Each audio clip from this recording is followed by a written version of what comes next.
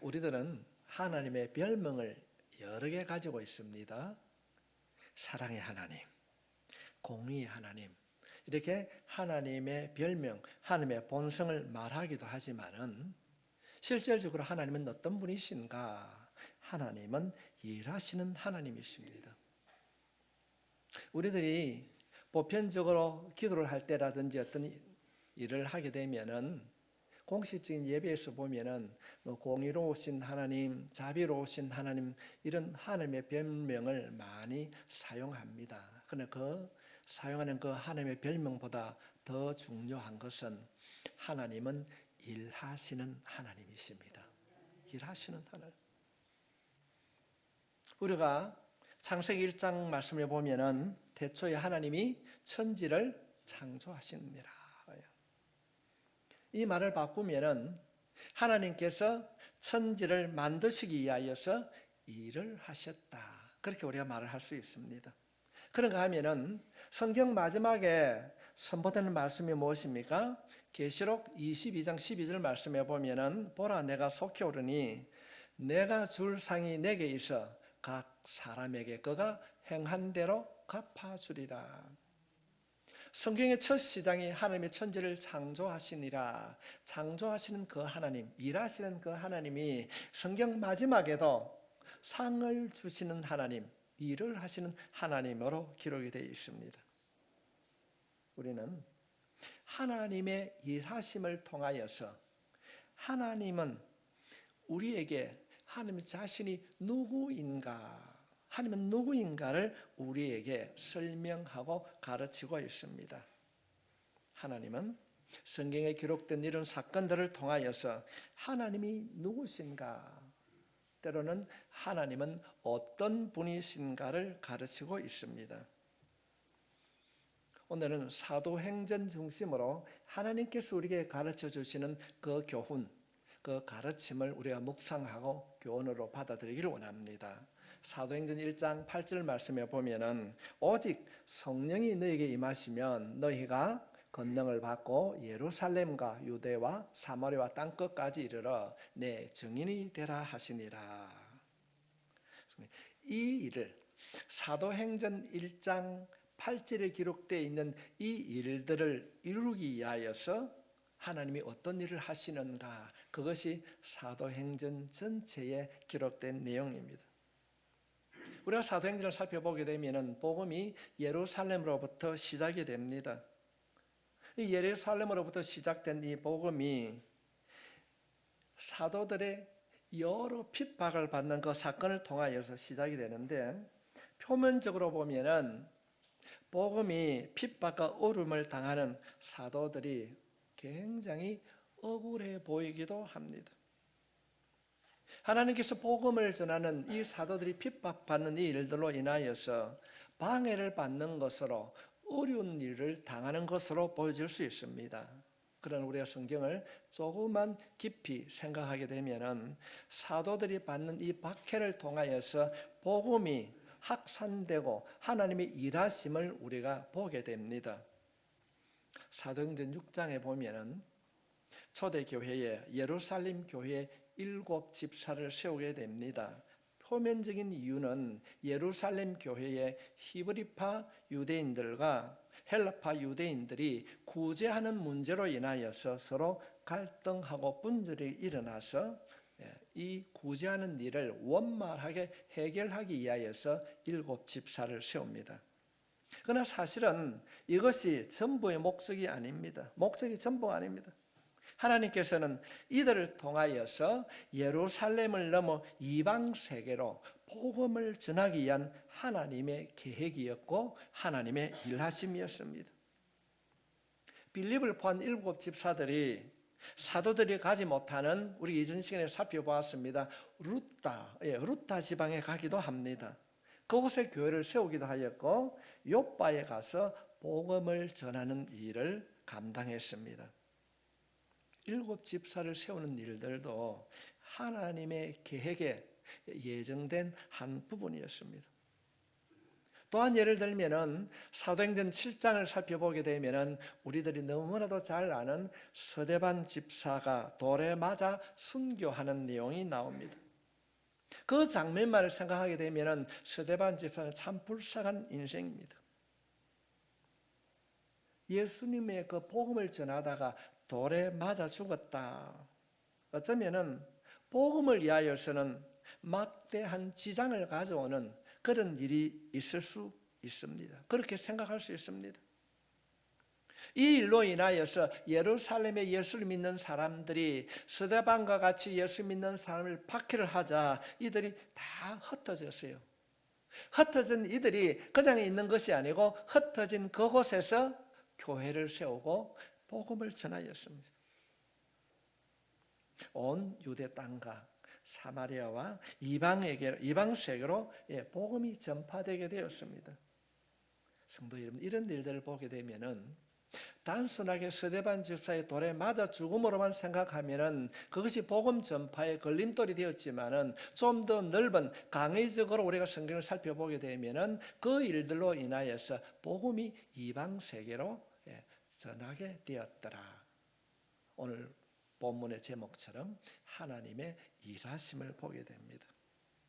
오늘은 하나님의 일하심의 유무를 살피는 것이 아니고 하나님께서 일을 하실 때에 어떤 것을 활용하시는가, 하나님의 일에는 하나님이 어떤 수단을 하고 무엇으로 어떻게 이루어가는가, 하나님께서 하나님의 일을 하시는데 중요하게 생각하는 것은 무엇인가를 살펴보고 우리들 또한 하나님의 도구로 쓰임받기를 원합니다.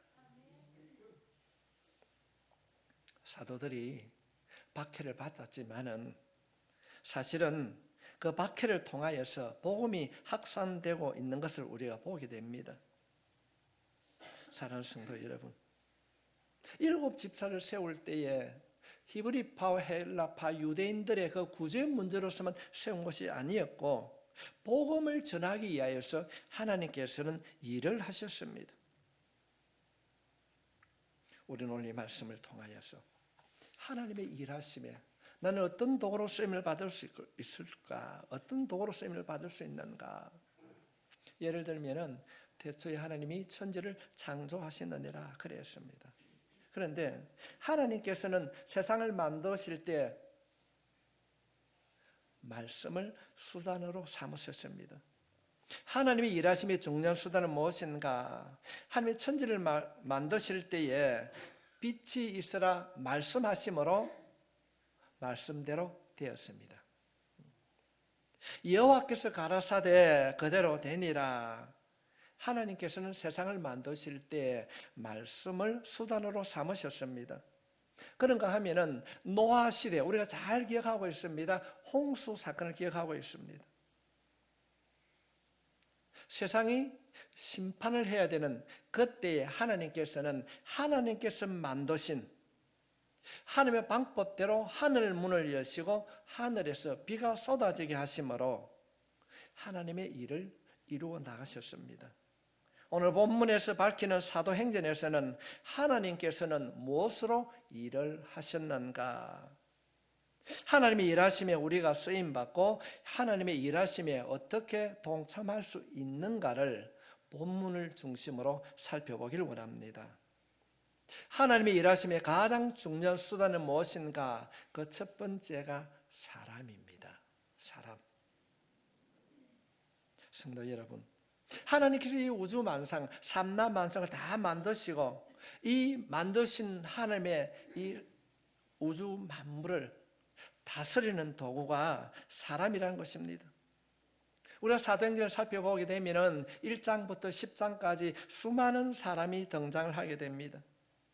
거기에 등장하는 사람들은 하나님의 일하심에 사용된 도구, 하나님의 수단들입니다. 어쩌면은 특정한 사람들로부터 무명의 일꾼까지 많은 인물들이 거론됩니다. 하나님은 이들을 통하여서 1장 8절에 약속하고 있는 그 말씀의 약속을 성취하시고 하나님이 일하고 계심을 우리에게 보여주고 있습니다. 베드로를 비롯한 11사도가 그리 했습니다. 바나바가 그랬고, 스데반이 그랬고, 다비다와 욥바의 그리스도인들이 그리 했습니다. 빌립을 비롯한 17 집사들도 7 집사가 그리 했습니다. 우리가 이전에 살펴본 고넬료도 하나님의 일하심에 영광스럽게 쓰임을 받았던 자들입니다. 오늘 예배를 드리는 우리가 이 땅에 왔다가 마지막에 한 줌의 흙으로 돌아가는 인생으로 끝나지 아니하고 하나님의 계획하심에, 하나님의 일하심에 쓰임받는 아름다운 인생이 되기를 주님의 이름으로 축복합니다. 여러분, 혹시 지난 추석에 조상의 성묘를 다녀오셨습니까? 묘비에 어쩌면 기록되어 있는 이름 습자 아니면 혈통, 묘비에 기록된 자손들의 이름을 보셨습니까? 얼마나 양지 바른 곳에 잘 썼는가, 묘지의 비석이 얼마나 찬란한가, 봉분이 얼마나 큰가, 이런 것이 중요하지 않습니다. 어떤 분이 그런 말을 하게 됩니다. 명당에 묘지를 썼다 이런 얘기를 하자 한 분이 그래요. 야, 누워있는 시신이 뭐 춥다고 이불 덮어달라고 그러냐? 덥다고 양산으로 가려달라고 하느냐? 성도 여러분, 우리의 인생이 하나님 앞에 쓰임을 받았는가? 아니면은 하나님으로부터 버림을 받는 인생을 살았는가? 이것이 참 중요합니다. 매우 중요합니다. 우리는 이 땅에서 죽으면 한 줌 흙으로 돌아갈 육신을 위하여 아동바동 살다가 남에게 짐이 되고 남에게 해가 되는 삶을 사다가 묻혀 있다면 그 묘가 아무리 분성이 크고 아름다운 비석을 세웠다 할지라도 수치스러운 죽음이요 수치스러운 비석이 될 것입니다. 그러나 그렇게 찬란하지 못한다 할지라도 그 인생이 하나님의 손 아래 하나님의 도구로 쓰임을 받았다면 그 죽음이 영광스럽고 복된 죽음인 줄 믿습니다. 우리가 언제 잃는지 모릅니다. 자주는 아니지만 제가 나이가 들고 보니까 간혹 소식을 듣습니다. 언제 우리가 죽음을 맞이하는지 아무도 모릅니다. 그러나 우리들이 성묘를 가고 우리들이 누군가를 추모하는 것처럼 누군가가 우리 자신을 추모하고 성모하는 그때에 어떻게 평가할까요? 우리 후대가 우리를 어떻게 기억할까요? 우리 어머니, 우리 아버지는 비록 가난하게 살았지만은 주님을 위하여서 평생 주님을 위하여서 주님의 일꾼으로 살았다고 하는 그런 평가를 받겠습니까? 그것이 축복이 되겠습니까? 그래, 우리 아버지는 그래도 시청에 가정은 안 했나? 이것이 축복이 되겠습니까? 성도 여러분, 우리의 후손들이 비록 우리의 가진 것이 없고 우리의 손에 집히는 것이 없다 할지라도 누군가가 우리 자신을 평가할 때에 참 그분, 우리 할아버지, 우리 할머니 정말 예수 잘 믿고 갔다, 정말 예수꾼이어서 이런 평가를 받는 여러분이 되시길 주님의 이름으로 축원합니다. 우리가 성경을 살펴보게 되면은 하나님 앞에 쓰임을 받는 사람, 오늘 사도행전에서 우리에게 가르쳐 주고 있는 하나님의 일꾼으로 쓰임 받는 사람의 공통점이 있습니다. 그 첫 번째는 하나님은 성령 충만한 사람을 사용하셨습니다. 2장 4절 말씀을 보겠습니다. 그들이 다 성령 충만함을 받고 성령의 말하게 하심을 따라 다른 언어들로 말하기를 시작하니라. 하나님의 도구로 쓰임받는 사람의 특징이 성령 충만함이었습니다. 7 집사들도 마찬가지입니다.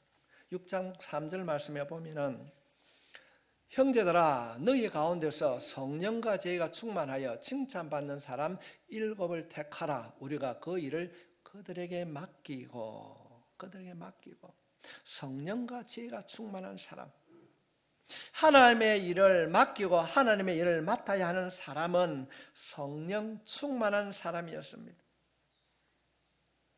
우리가 스데반을 한번 볼까요? 7장 55절 말씀입니다.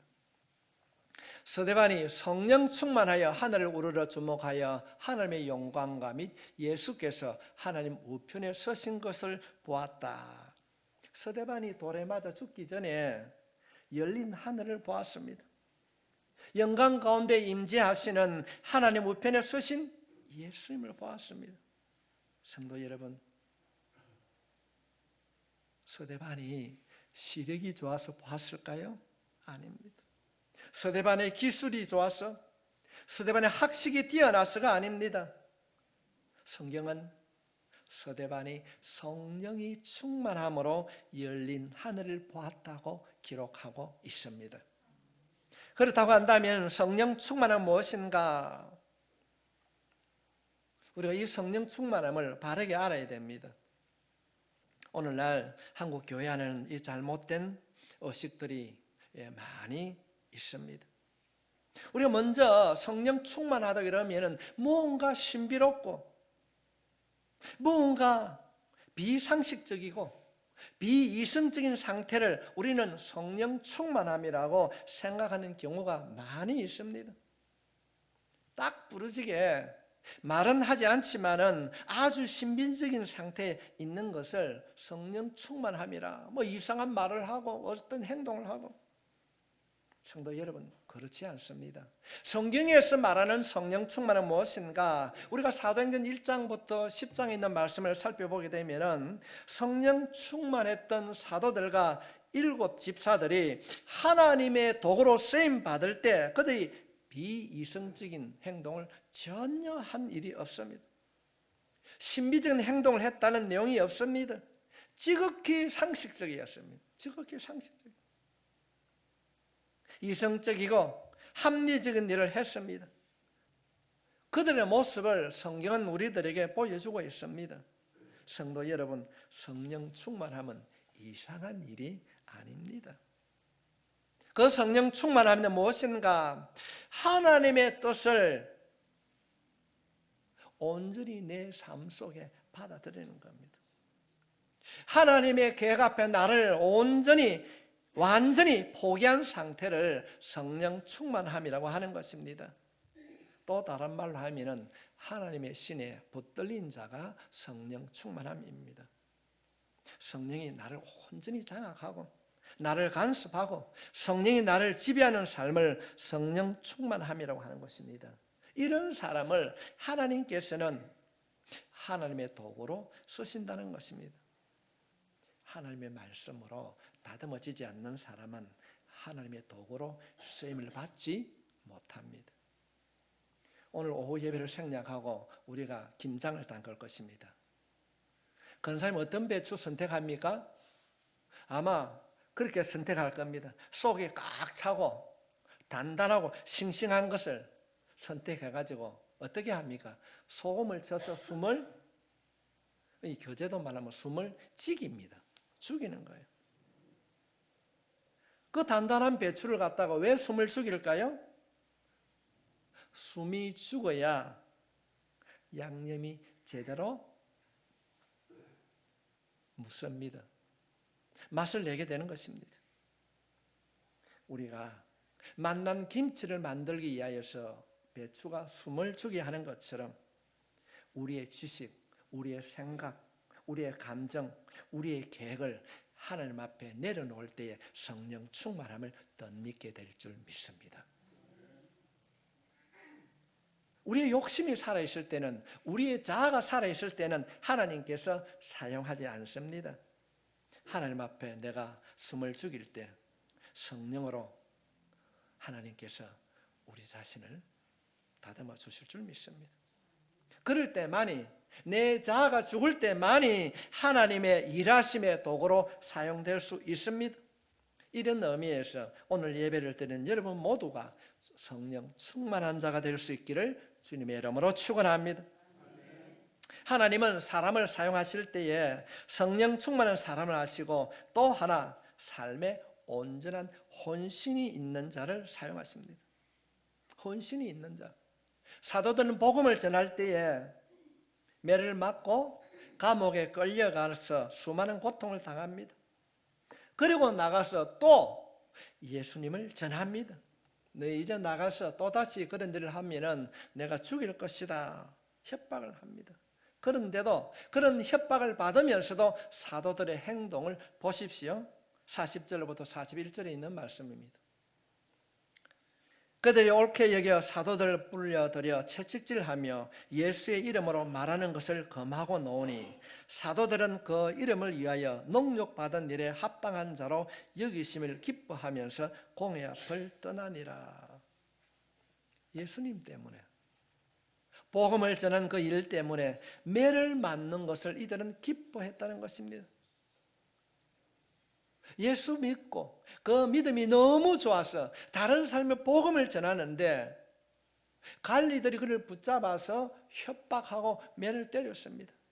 그러나 이들은 그 매, 그 고통을 기쁨으로 여겼다는 것입니다. 이것이 성경이 말하는 헌신입니다. 온전히 하나님의 일을 하기 위하여서 자기를 내려놓는 것, 이런 사람을 하나님께서는 헌신된 자로 부르시고 일꾼으로 사용하신다는 것입니다. 성도 여러분, 한번 생각해 봅시다. 성도 여러분, 하나님을 여러분의 삶의 도구로 이용하고 있지는 않습니까?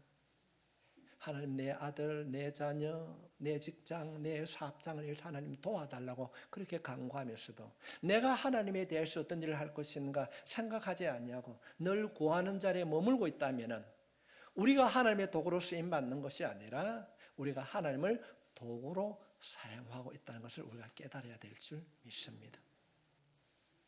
하나님의 일을 위하여 자기 자신을 온전히 내어드린 자, 매를 맞아도 손해를 봐도 희생한 자리에서 자신을 내어드릴 줄 아는 사람은 하나님의 일을 이루어가는데 일꾼된 자로 하나님께서 쓰실 줄 믿습니다. 이 사실을 알아야 됩니다. 우리 스스로 우리 자신을 한번 돌아봅시다. 하나님을 내 삶의 도구로 이용하면서도 내가 하나님의 도구로 쓰임받기 위하여서 나는 무엇을 하고 어떤 일에 내가 도구로 쓰임을 받았는가? 좋으신 하나님께서 여러분을 도와주시기만을 바라고 있지는 않았습니까? 이런 생각, 이런 삶을 살게 되면은 지금도 살아계시는 그 하나님의 일하심, 그 만져주심을 경험할 수가 없습니다. 경험할 수가 없습니다. 언제나 구원꾼이 되어가고 있습니다. 다니엘 기도를 통하여서 그들이 선포하는 것이 무엇입니까? 사랑하는 성도 여러분, 간증의 구원꾼이 되지 마시고 간증의 주인공이 바로 여러분이 되십시오. 할 수 있습니다. 우리 안에는 놀라운 하나님의 능력이 우리 안에 있는 줄 믿습니다. 영접하는 자, 곧 그 이름을 믿는 자들에게는 하나님의 자녀가 되는 권세가 있습니다. 제가 정확하게는 기억하지 못하는데 72년도인가 그때는 썬데이 스쿨이라는 잡지가 있었어요. 아주 간편한 그런 가십거리가 많이 실린 잡지인데 그 잡지에 이런 내용이 실려 있었습니다. 전신하나로 도배된 문, 이해가 안 되지요. 양구에 계신 할머니가, 어머니가 계신데 부산에 있는 아들이 어머니에게 돈을 붙여줬어요. 요즘 온라인에 있는 것이 아니고 우체국에 가서 전신하로 바꿔와가지고 매달 10만 원을 보내는데 10장을 보냅니다. 이 어머니가 그를 모르니까 문틈에 바람이 들어오니까 아들이 보내준 이 전신한이 우리말, 거제도 말하면 어떻습니까? 좀 종이가 좋지 않습니까? 할머니들이 뭐라 하겠습니까? 빡빡하다 그렇게 했지, 그죠? 이 종이가 좋은 거예요. 문풍지를 발라놓으면 왔다 갔다 하는데 구멍이 나는데 이 전신한 이거 빡빡한 종이로 가지고 딱 붙이는 거 바람이 안 들어오는 거예요. 그래 아들이 보내줄 때마다 그 문을 뭐로 도배를 했겠습니까? 이 전신은 돈으로 도배를 해놓은 거예요. 그게 보면은 어머니가 위독하다고 해서 아들이 그 집에 가니까 문을 여니까 문에 뭐가 붙어 있습니까? 요즘 말하면 돈이 다 붙어 있는 거예요. 어머니가 그 전신안이 돈인 줄 몰랐습니다. 그 할머니가 그렇습니까? 여러분이 그렇습니까? 우리 안에는 예수의 능력이 있는 줄 믿습니다. 우리 안에는 예수님의 능력이 우리 안에 있습니다. 악한 영은요, 우리 안에 있는 예수의 능력을 기억하지 못하게 합니다. 저 늘 그렇게 강조합니다. 이런 일에 우리 교회는 분명코 쓰임 받을 것입니다. 예수 그리스도 이름을 선포하노니 어둠의 영, 엄난의 영, 거짓의 영은 결박되고 떠나갈지어다. 예수 이름을 선포하면 가난도 떠나가게 될 줄 믿습니다.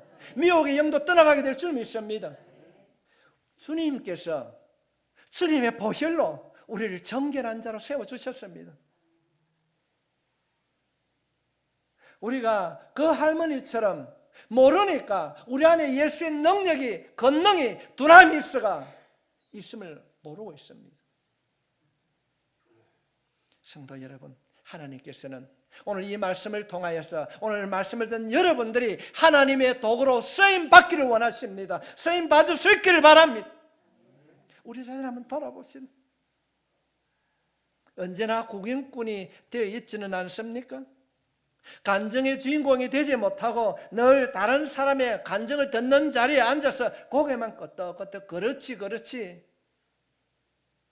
여러분 모두가 간증의 주인공이 될 수 있기를 바랍니다.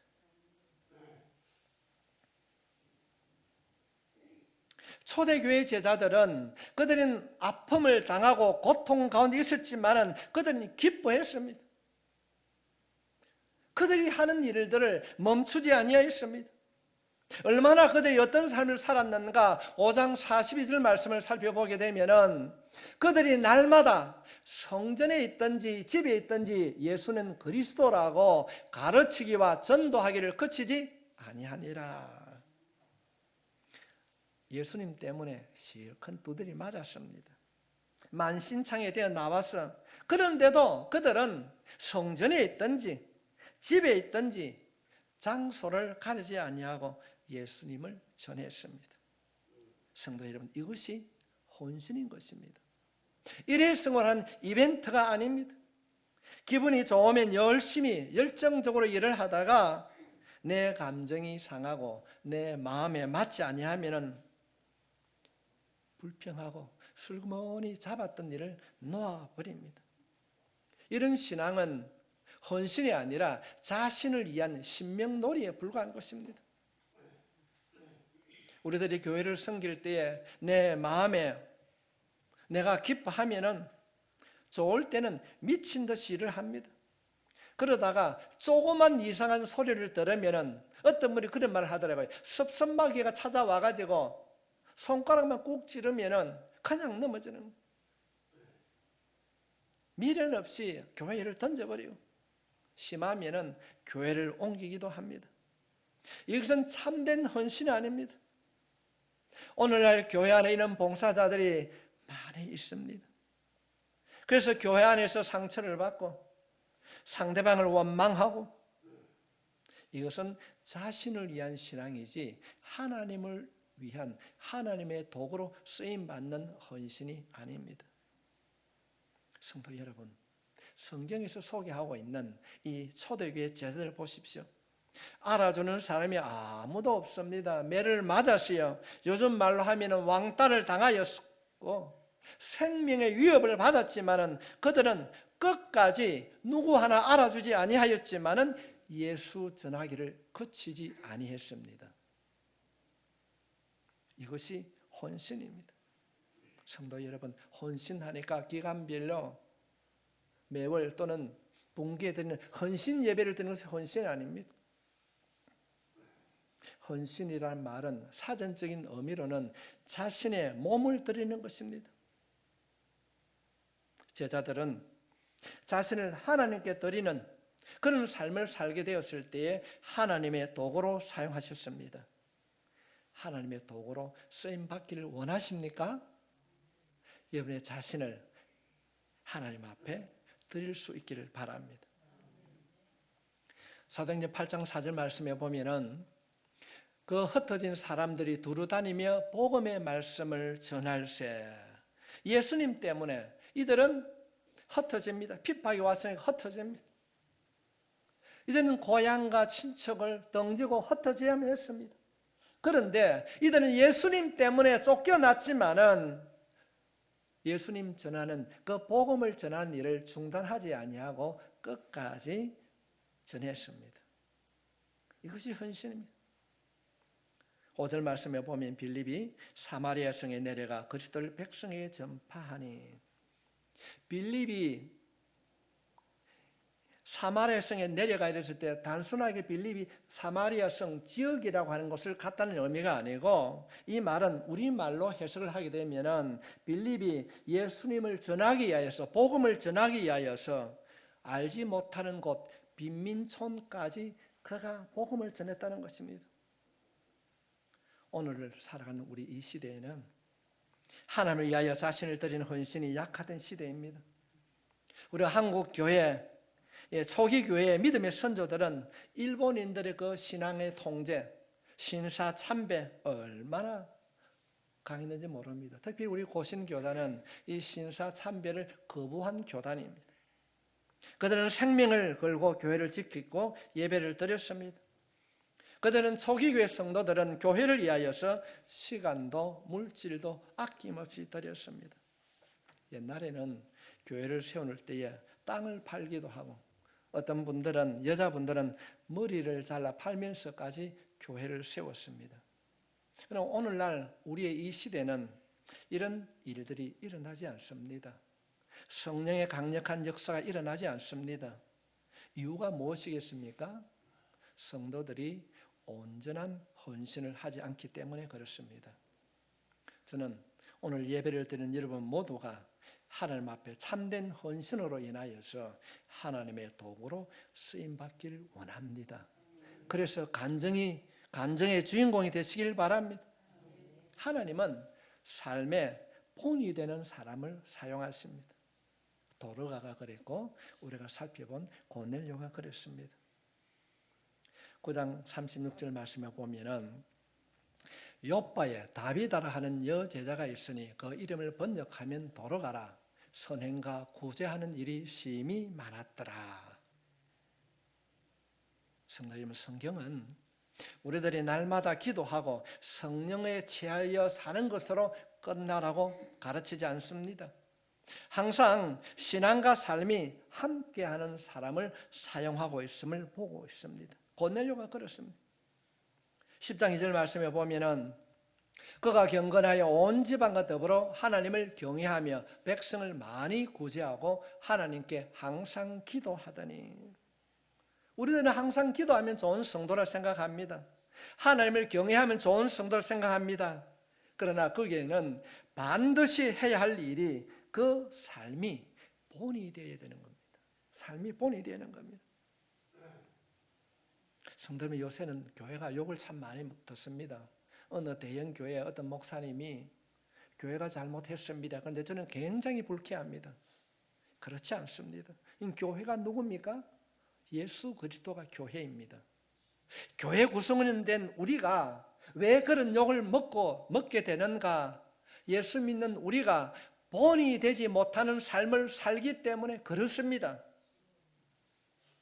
저는 이 시간 감히 선포합니다. 본이 되는 삶을 살 수 있기를 주님의 이름으로 축원합니다. 우리가 본이 되는 삶을 살게 되면 우리의 말에는 능력이 나타납니다. 예를 들면 이런 거예요. 똑같은 말이라도 여러분, 사업을 합니다. 우리 교회는 사업을 하는 사람이 많지 않습니다. 6명입니다. 제가 매일 그 사업장을 축복합니다. 하나님, 예수 믿는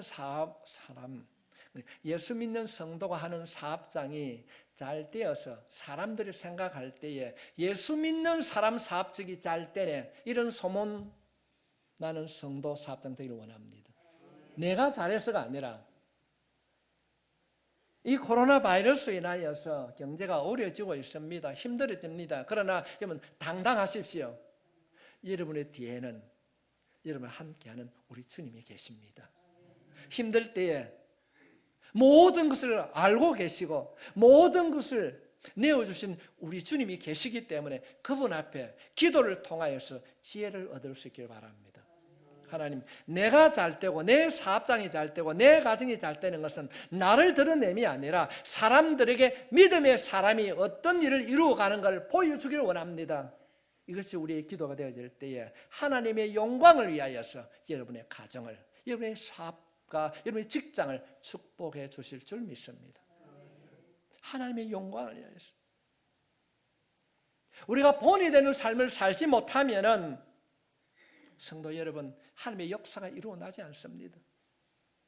다른 사람을 말하는 것이 아니라 오늘 예배를 드리는 우리 자신을 향하여서 우리가 말하는 겁니다. 여러분의 자녀가 힘들고 어려워합니까? 믿음 안에서 선한 길을 가지 못하고 있습니까? 그 자녀들에게 건면하기 이전에 나는 내 자녀에게 어떤 믿음의 본을 보였는가 깨달을 수 있기를 바랍니다. 내가 내 가족에게, 내 남편에게, 내 아내에게 믿음의 본을 보이지 못하는데 어떻게 내 가정이 내가 하나님의 선한 도구로 쓰임을 받을 수 있습니까? 우리의 삶이 세상의 사람들에게, 나 아닌 또 다른 사람에게 믿음의 본을 보이지 않는다면 성령이 역사하지 않습니다. 역사하지 않습니다. 성도 여러분, 여러분의 그 삶을 통하여서 하나님의 일하심이 증거될 수 있기를 바랍니다. 우리 모두가 하나님의 쓰시는 사람이 될 수 있기를 주님의 이름으로 축복합니다. 하나님께서는 사람을 들어서 사용하시고, 두 번째로는 하나님의 시간표, 하나님의 때가 있습니다. 헬라어로는 토포스란 말인데 하나님의 때가 있습니다. 타이밍이 중요합니다. 하나님께서는 막무가내로 일하지 않습니다. 하나님이 정한 시간표가 있습니다. 우리가 지난 시간에 살펴봤지만은 이 고넬료와 베드로의 그 환상을 통해서 알 수가 있습니다. 9절 말씀에 이튿날 그들이 길을 가다가 그 성에 갔을 때, 그때에, 지금 여기서 이튿날 그 길을 걷는 사람은 베드로의 제자가 아닙니다. 고넬료가 환상을 보고 베드로를 데리고 오라고 보낸 사람들입니다.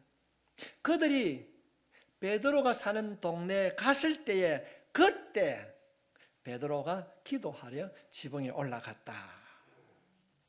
베드로는 그 전날 고넬료가 겪었던 그 환상에 대해서는 전혀 알지 못합니다.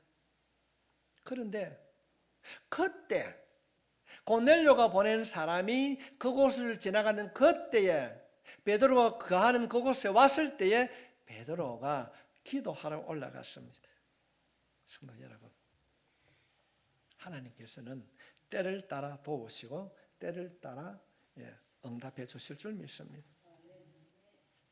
베드로가 기도하러 간 그때에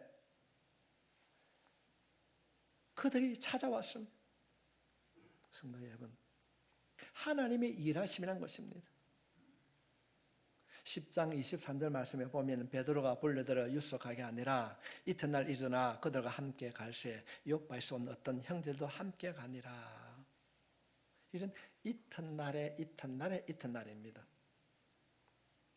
하나님은 일하시는 하나님. 그 이전에도 일하셨고, 이튿날에도 일하셨고, 그 이튿날에도 일하셨고, 그 이튿날도 일하셨습니다. 44절부터 45절에 있는 말씀입니다. 베드로가 이 말을 할 때에 성령이 말씀을 듣는 모든 사람에게 내려오시니 베드로와 함께 온 할례 받은 신자들이 이방인들에게도 성령 부어주심으로 말미암아 놀라니라. 고넬료의 심부름을 받아서 베드로를 데리러 갔던 이들이 베드로와 함께 왔습니다. 그럴 때 고넬료가 사람들을 모아놓고 기다리고 있었습니다.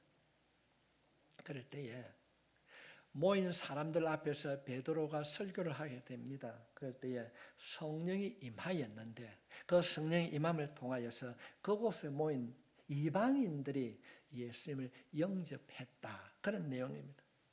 성도 여러분, 하나님의 일하심은 우리들이 인식하고 있는 눈에 보여지고 손으로 잡혀지고 우리가 인식하는 시간, 예를 들면 우리가 예배를 드리고 기도하는 시간에만 성령이 임하시는 것이 아니고 우리가 손에 잡히지 아니하고 우리가 인식할 수 없는 내일 또 그 이튿날 그 이후에도 하나님은 일하고 계실 줄 믿습니다.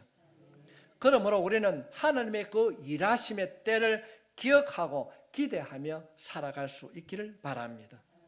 스스로 우리가 결론을 내리고 판단하고 우리의 삶을 결정하게 되면 하나님의 일하심을 경험하지 못하게 됩니다. 우리가 이 고넬료의 명령을 따라서 하인들이 밤을 새워서 힘들고 어려운 그 길을 걸어갔던 것처럼 우리들의 인생을 살아가면서 고통과 아픔과 어려움의 시간을 지나면서도 하나님을 기대하며 살아가게 되면 하나님께서 그 믿음 보시고 하나님의 때에 응답해 주실 줄 확신합니다. 응답해 주신 하나님, 우리의 믿음에는 하나님의 때가 있음을 깨달을 수 있기를 바랍니다. 세 번째로는 하나님께서는 순종하는 사람을 쓰십니다. 성도 여러분, 하나님의 일하시면은 순종이 절대적으로 필요합니다. 우리가 지난 시간에 살펴봤듯이 하나님께서 고넬료에게 환상을 보여줍니다. 고넬료야, 사람을 보내어서 욥바에 있는 베드로를 데리고 오너라고 명령합니다. 그럴 때 거절할 수도 있습니다.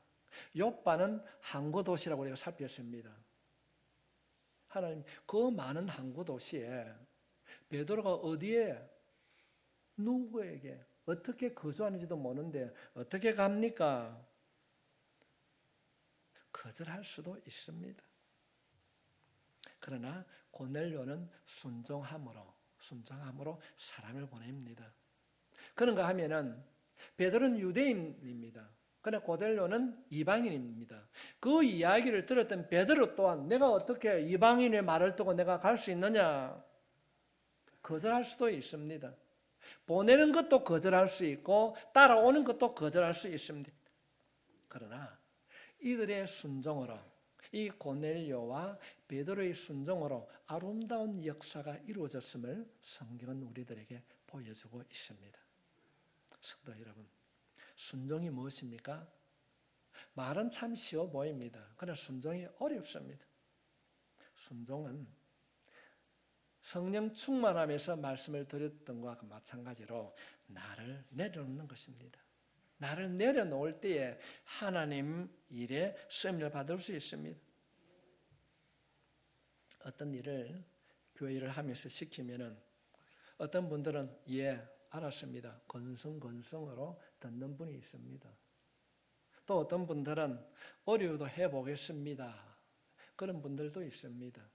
쉽게 예, 알겠습니다. 하겠습니다. 이런 사람의 결과를 보게 되면은 이런 사람의 특징이 있습니다. 죄송합니다. 미안합니다. 잘못했습니다. 우리가 이런 말은 평생에 자주 쓰면 안 됩니다.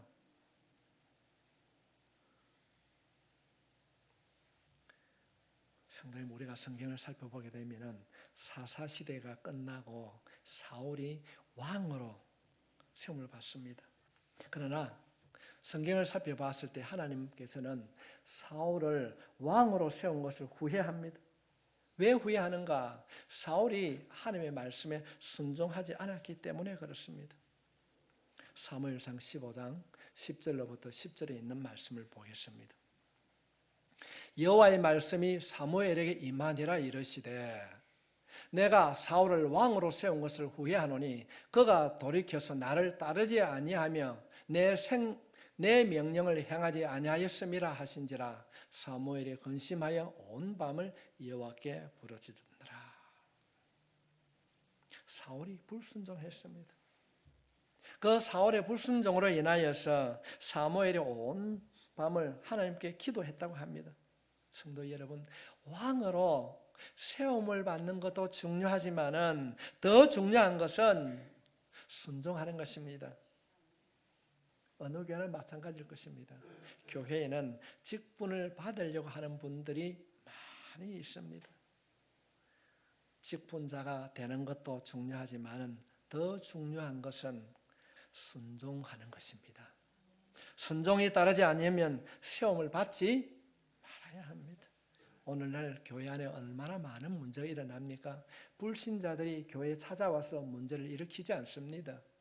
교회 안에 있는 성도들이 문제를 만듭니다. 왜냐하면 그 마음속에 순종이라는 것이 없기 때문에 그렇습니다. 여러분, 순종하지 아니하면 하나님은 후회합니다. 부모된 자들이 언제 후회를 합니까? 내 자녀가 공부를 못했어? 좋은 직장을 얻지 못했어? 건강이 여의치 못해서가 아닙니다. 자녀가 부모 말을 거역할 때에 부모는 후회합니다. 순종하지 않을 때입니다. 하나님께서 사울을 왕으로 세우셨습니다. 그러나 하나님의 말씀을 따르지 않고 말씀을 지키지 않을 때에 하나님께서는 이 사울의 불순종을 보고 후회를 합니다. 그 불순종을 보고 우리가 잘 아는 말씀을 하지요. 사무엘상 15장 22절에 있는 말씀입니다. 우리 함께 같이 읽겠습니다. 시작. 사무엘이 이르되 여호와께서 번제와 다른 제사를 그의 목소리를 청종하는 것을 좋아하심같이 좋아하시겠나이까? 순종이 제사보다 낫고 듣는 것이 수양의 기름보다 나으니. 성도 여러분, 어떤 말입니까? 하나님의 말씀에 대한 순종이 없는 열정과 열심은 의미가 없다는 것입니다. 순종이 제사보다 낫고 듣는 것이 수양의 기름보다 낫다. 이것이 순종의 가치입니다. 순종에는 다른 우리가 쉽게 순종하면 되지, 그렇지 않습니다. 순종만큼 어려운 것이 없습니다. 왜 순종이 어려운가? 성경을 우리가 살펴봤을 때 태초의 사람 아담과 하와가 불순종함으로, 죄가 들어오므로 우리들이 순종을 하기에 너무 어려움이 많이 있습니다. 불순종한 그 결과가 어떻게 이루어지고 있는가? 사무엘상 15장 23절 말씀에 보면은 이는 거역하는 것은 점치는 죄와 같고 말씀에 불순종하는 것이 점치는 것과 같고 완고한 것은 사신 우상에 절하는 죄와 같음이라. 왕이 여호와의 말씀을 버렸으므로 여호와께서도 왕을 버려 왕이 되지 못하게 하셨나이다 하니라. 성도 여러분, 불순종은 우상에게 절하는 것과 같은 죄입니다. 그래서 하나님께서는 사울을 왕으로 세운 것을 후회하고 그를 왕의 자리에서 폐위시킵니다. 결론을 짓겠습니다. 하나님의 일하심에 나는 쓰임을 받는 일꾼인가 구경꾼인가? 우리는 누구로부터 평가를 받고 살아갑니다. 이 땅에서의 평가가 아니라 천국에서 하나님께서 우리를 평가할 때 잘했다 평가를 받을 수 있길 바랍니다. 내가 극동교회를 통하여서 신앙생활을 할 때 나와 함께 해주셔서 고마워. 성도 여러분, 성공한 인생입니다. 너가 하는 일은 밤을 새워가면서도 그렇게 노력하면서도 너는 내 말에 순종하지 않았잖아. 그렇다면 그 인생은 실패한 인생이 될 것입니다. 하나님의 때에 하나님의 일하심에 우리 모두가 잘했다고 칭찬받는 이 시대에 하나님의 도구로 쓰임받는 여러분이 되시길 주의 이름으로 축원합니다.